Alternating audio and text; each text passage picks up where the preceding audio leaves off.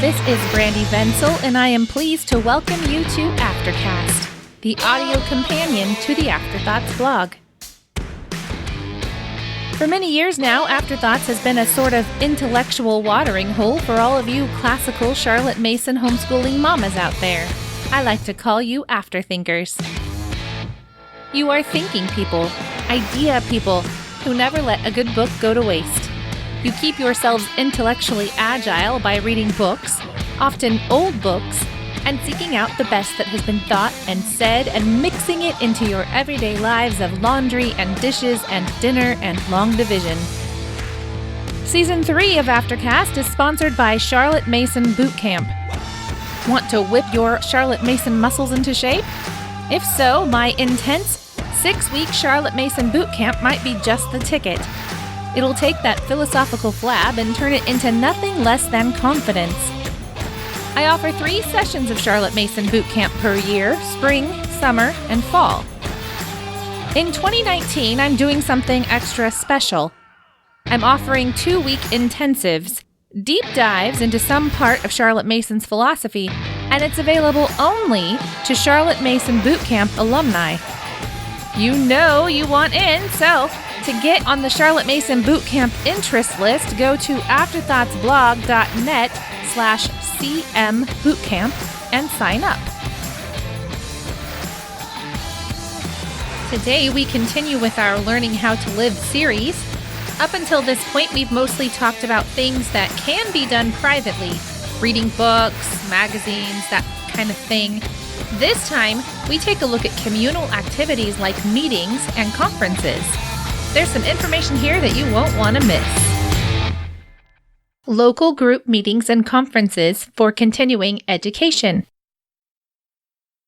Last time, we talked about magazines as continuing education. Books are huge, of course, but Miss Mason's parents and teachers also received training via magazines, and so can we. Now we are turning our attention to 2 other components, local group meetings and conferences. Local group meetings. I explained before that the Parents Review magazine was the publishing arm of the PNEU. The PNEU was the organization that helped promote Charlotte Mason's philosophy initially and later played a huge part in the liberal Education for All movement. One regular feature in Parents Review was called PNEU Notes. In it, we get a glimpse of what these local groups were up to. One thing that becomes evident very quickly when we read through these is that they met regularly, probably about once per month. And the meetings included lectures and addresses. We see a huge variety of topics, everything from physical education and health, books for children, habit formation, teaching chronology, and on and on. One thing is certain. People who attended these meetings left knowing more than when they arrived.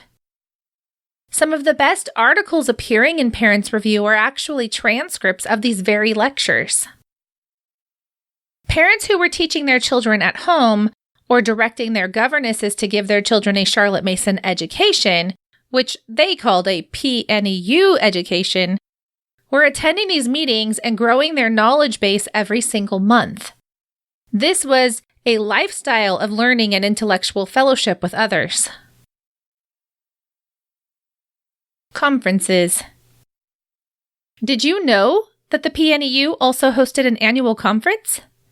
Miss Mason was usually there. We know this because in 1901 she was unable to attend due to illness and wrote a letter of regret to Lady Aberdeen.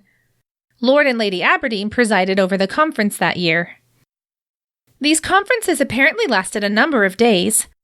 I say this because the 1899 conference was 4 days long, and the 1901 conference was as well.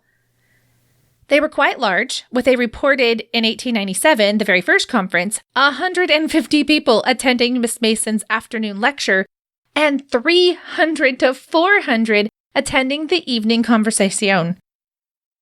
Another word that I'm not sure I'm saying correctly. It also looks Italian. Okay, so here are a few notes on the content of the conference, which I pulled from my reading in the Parents Review. Miss Mason's work was presented, Some of these presentations were, I believe, later incorporated into her volumes.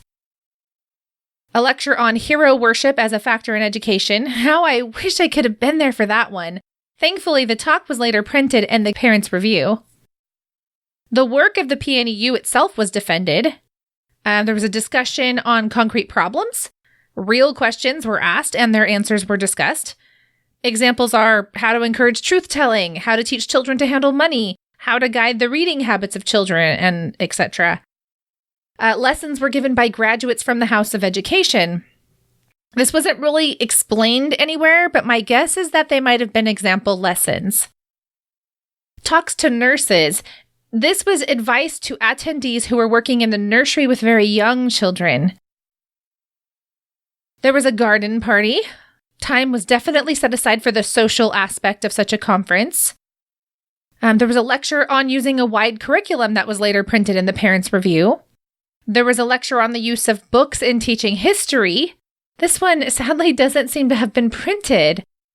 The Mother's Education course was promoted, and much of the work of the college at Ambleside was explained.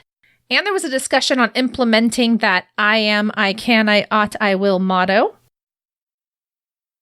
In all, the conference was both practical and principle-based. It sounds like it was truly amazing. The end of our history lessons. Through all of this series, I've tried to focus on giving a sort of history lesson. What happened with Charlotte Mason and the PNEU and the college graduates and the mothers involved and so on and so forth.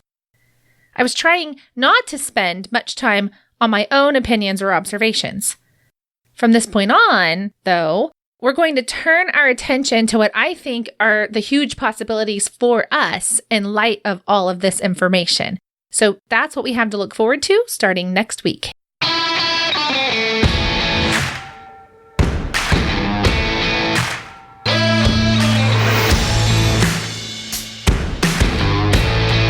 And that's a wrap for today. Thank you for joining me here at Aftercast. If you want to find the posts associated with these episodes, just go to afterthoughtsblog.net/podcast. That's afterthoughtsblog.net/podcast. There you'll easily find links for each episode. Now is the time for me to ask you to head on over to your podcast player and give Aftercast a rating and review.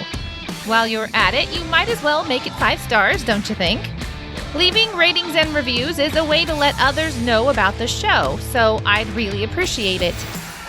And finally, don't forget in the midst of your busy days that mothers are people too. Just like your children need sunshine and good food and sleep and, yes, good books to read, so do you. So go, read a book, think a thought, and then come back and join me for the next episode.